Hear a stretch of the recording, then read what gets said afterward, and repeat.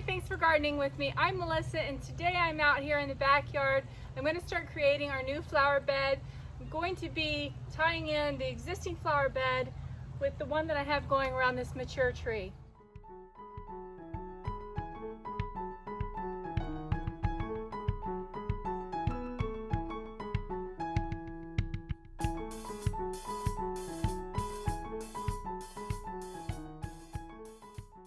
So I'm about to get started. I am so excited. The plan is to take this perennial border, and you see that curve there?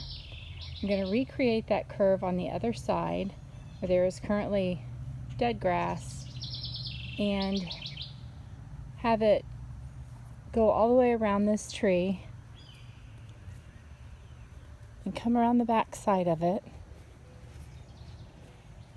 And then I'm probably going to keep that swing, but obviously paint it, lift it up a little bit. The grandkids love it, but there needs to be an empty place right in front of it. So I'll either put stones or just mulch right there.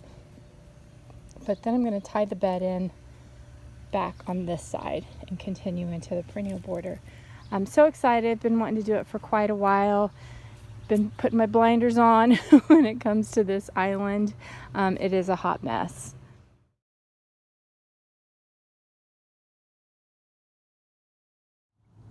So I have 3 of these invincible ruby hydrangeas from Proven Winners, and they're just beautiful.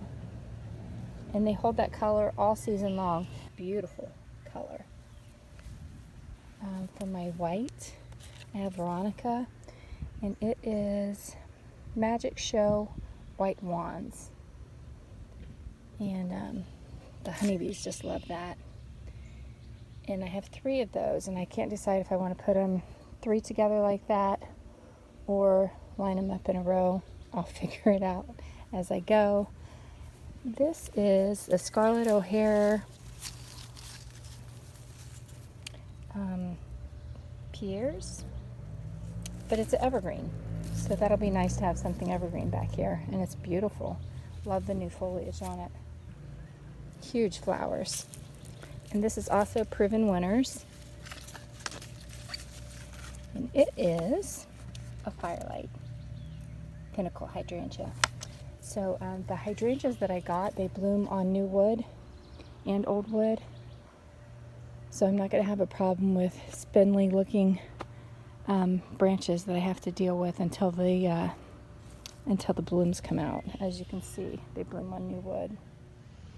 So if I were looking at this project as a whole, I could see that it could be quite overwhelming, but I'm going to break it down into sections. What I'm going to do first is decide the actual curve that I want. I would like to have the same curve over there as I have going on here, but I also want to make sure that when I'm mowing, I can go all the way around the whole edge on my lawnmower. I don't want to have to back up and go back and forth. I don't want to do any of that stuff.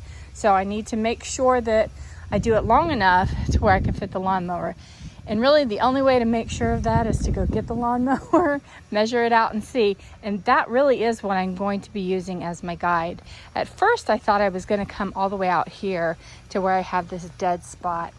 We had some work done in here where we had drainage put in a couple years ago, and they reseeded it, and some areas just didn't take. And I think it's because they're a little lower right there. But I was going to just go ahead and come out to where I could incorporate that spot into the flower bed, but I think that that's going to cut me a little short.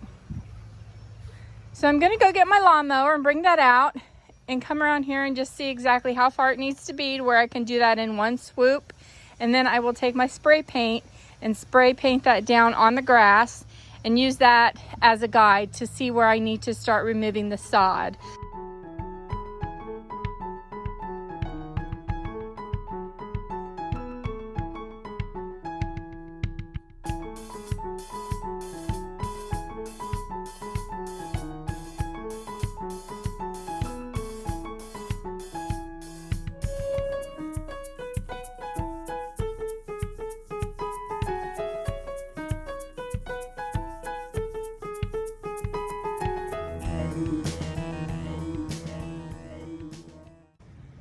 So this is the curve I want to follow.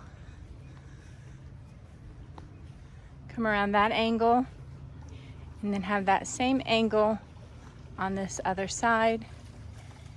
And we'll go all the way around the tree. And then the other side, clean up this whole area. And then the other side will have the angle tie right back into the bed over here.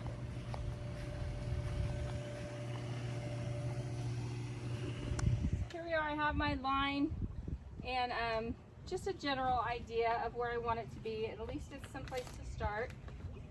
And I'm just going to come straight down in with the shovel and peel it back. Like I said, my main goal with this edge, well, I have two. I want it to duplicate the edge on the other side, the curve on the other side. More importantly than anything, I just want to be able to get to the whole thing on the lawnmower.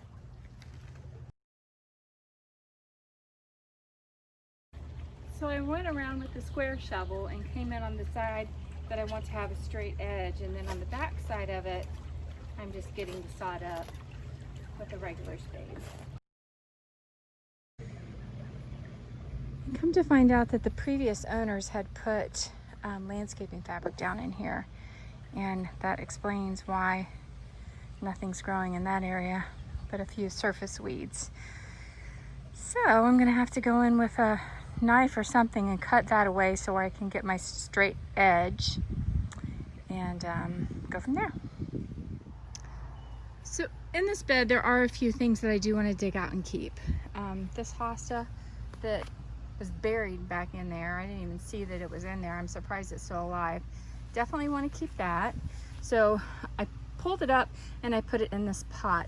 Now before I replant it, I'm going to go through here and make sure that there are no weeds in there, because I do not want weeds and I do not want bishop's weed in my new garden unless it's specifically where I put it. But the hosta I'm going to keep. Probably going to keep a little bit of the bishop's weed. I may just bury that in a big bucket, one of the buckets that I get one of the hydrangeas out of, and see if that keeps it from spreading. We shall see. And then I'm definitely going to keep my Siberian iris, so I'm going to dig that up. I'll probably be separating that, dividing it, so I'll get a few flowers out of that. The obedient plant is another one that I would like to keep some of, but I do think that I'm going to put them in one of my proven winners pots as well, and just bury the entire pot and see how that works for me. But I also have Siberian iris over here. You'd never know it, but there's some in there that I'd like to keep, so I'll be digging those out and putting in pots. And then I also have this poor little lily back here that's just it gets a beautiful flower on it, but it's definitely not getting treated very well back there. This is another, did I say iris? I meant daylily. This is another daylily that I like, but it's orange and it just doesn't go with the color scheme up here, so I'll just move that somewhere else.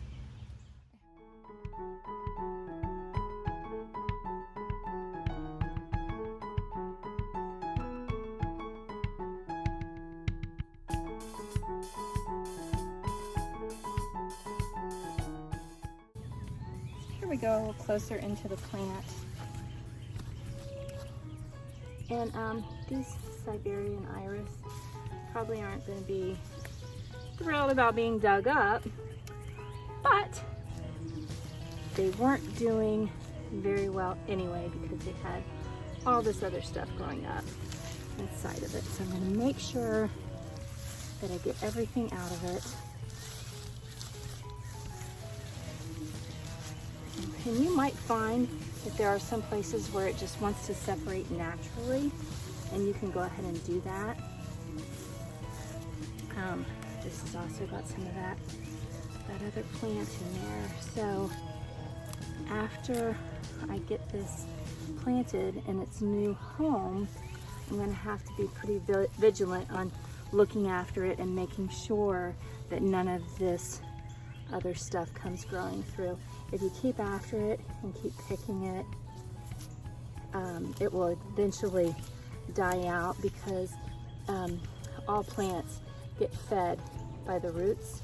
I mean, not by the roots, but by the green leaves that come above the ground. And if it never has green leaves coming above the ground, it will eventually starve the root. So I'm going to go ahead and cut that.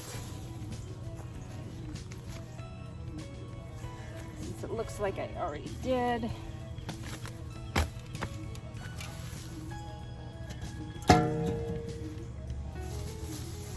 There we have it. So there's just one of the irises. I'm going to clean up, put in a pot, and then when I go to plant it back in the ground, I'm going to feed it with some nice starter fertilizer. And man, is it just really going to be happy and thrive, and I'm sure I'll have beautiful, beautiful flowers next year. But I need to get all of the obedient plant out of there first. I'll also cut back the seed heads.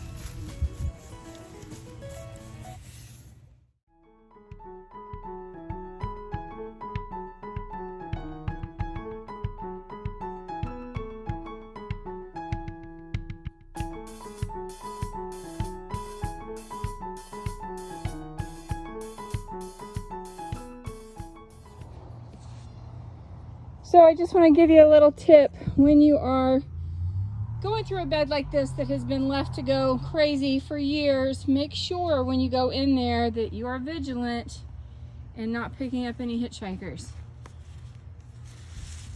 Got some poison ivy in here. Definitely don't want any of that.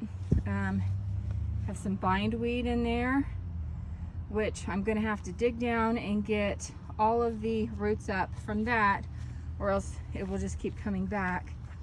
This is a trumpet vine, which trumpet vines are beautiful. They have beautiful flowers. They attract hummingbirds, but they are invasive. We had a neighbor one time that had a trumpet vine that he let go over his gazebo, and it actually brought the gazebo down. So pretty major stuff. Definitely don't want any of that. So this is my last bit of Siberian iris that I have to take out and divide up. I'm gonna try to get that done before it rains. Need to figure out what I'm gonna do with this bird bath. And then I have all the obedient plant on from here, but as you can see, there's tons of weeds. So I'm gonna have to get a hoe and go through here and get all of that up. Anyway, that is pretty much where I'm at for the day. I'm gonna go ahead and try to finish getting those Siberian iris up, being super careful. Got some gloves. Being super careful to make sure that I don't get that poison ivy on me. There's also Virginia creeper in there, which some people don't mind. I'm not one of them. So that's it for today. Thank you so much, and I'll come back tomorrow and let you see what we're gonna get done then.